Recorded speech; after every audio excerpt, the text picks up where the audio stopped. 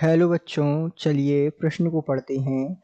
यौगिक, आपको यौगिक की संरचना दी हुई है का सही IUPAC नाम है।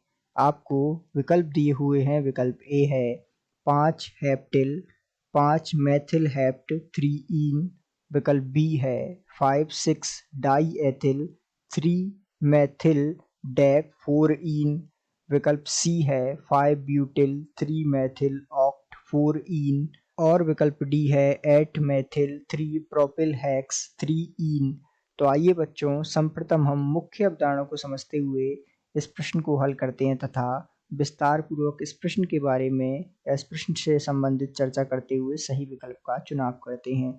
तो सामान्य रूप से ऐसे प्रश्न को हल करने के लिए हमें जो शब्दावली होती है जिसके अनुसार हम नामकरण करते हैं IUPAC, उसके नामकरण की जानकारी होना आवश्यक है और इसके नियमों के बारे में जानकारी होना आवश्यक है। तो सामान्य रूप से आइए सर्वप्रथम हम इसका नामकरण शुरू करते हैं और साथ में ही इसके कुछ नियमों को जानते हैं। जैसे कि सबसे पहले हम चुनाव करेंगे लंबी श्रृंखला का।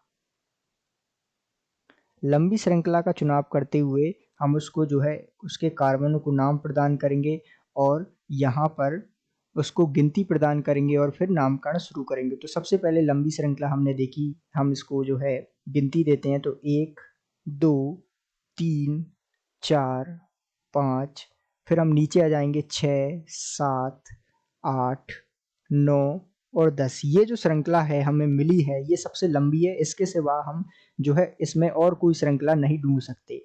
तो यहाँ 10 कार्बन है, तो चूंकि डेक अर्थात 10 कार्बन को हम डेक लिखते हैं। अब इसका हम नामकरण करेंगे, तो नामकरण किस प्रकार करेंगे ध्यान दीजिएगा। इसका नामकरण हम करेंगे तो यहाँ 5 स्थिति को हम देखते हैं तो 5 पर जुड़ा हुआ है ये C2H5 और इस 6 पर भी जुड़ा है C2H5 जिसे हम कहते हैं एथिल समूह। तो यहाँ हम लिखेंगे 5,6 डाई एथिल अर्थात 5 और 6 जो स्थिति है उस पर जुड़ा है एथिल समूह जिसे हम C2H5 के नाम से जानते हैं। तो 5,6 डाई एथिल। अब ध्यान दीजिएगा यहाँ 3 जो है इस पर जुड़ा है मेथिल समूह, तो इसको हम लिखेंगे 3 मेथिल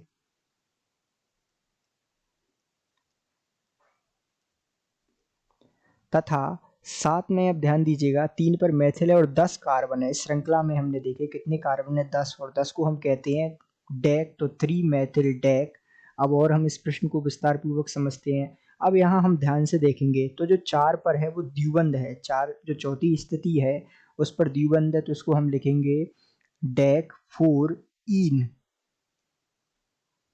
तो इस प्रकार जो है इसका पूरा नामकरण होगा। इसके अनुसार हम कह सकेंगे कि इसका नाम है, इसका IUPAC नाम जो हमने किया वो है 5,6 डाई एथिल 3 मेथिल डेक 4 अर्थात ये जो है इसका IUPAC का सही नाम होगा।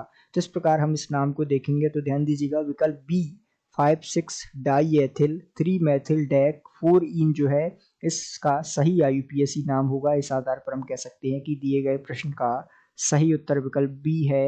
आशा करते हैं आपको समझ आया होगा। धन्यवाद।